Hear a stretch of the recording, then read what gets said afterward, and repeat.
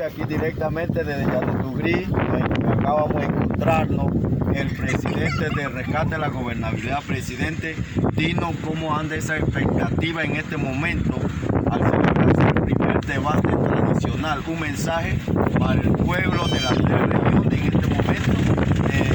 Esta visita sorpresa, ya vemos la gente cómo está llegando, el pueblo está llegando y necesitamos que usted como presidente nos dé esa palabra de bienvenida. Igual está la gente aquí llegando, así que tiene la palabra el presidente para que mande esa palabra para la gente que venga mañana encuentro, a este debate de cacique general.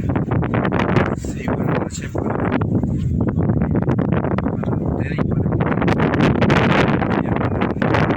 como ustedes bien saben, las situaciones críticas, las situaciones preocupantes que hemos vivido durante 25 años y nos hemos estancado como pueblo, y la generación de la actualidad preocupa porque eso no fue lo que pensaron los grandes dirigentes, los primeros dirigentes. Ellos no pensaron esto, ellos nunca pensaron para los Zuliá, ellos pensaron para el pueblo, para su gente.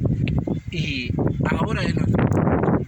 Si los dirigentes se han descuidado, los dirigentes nos han abandonado, entonces es hora de reclamar nuestro derecho, es hora que nos levantemos como pueblo y empecemos a trabajar sobre una idea que es la idea de la gobernabilidad. Y el único que puede imperar esto es la unidad. Y gracias le doy a ustedes porque se maneja la expectativa de forma muy positiva. La gente han estado llegando, la gente está pendiente porque la gente quiere involucrarse para lograr un mejor mañana para los niños venideros. Invito a que la gente también,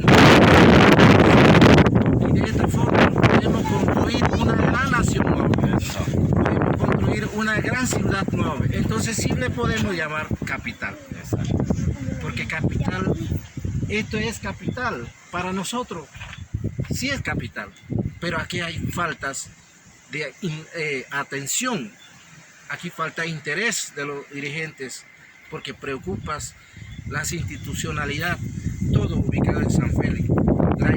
La otra parte que hace falta, cómo buscar y generar ese mecanismo para bajar esas instituciones faltantes, que son 35 instituciones.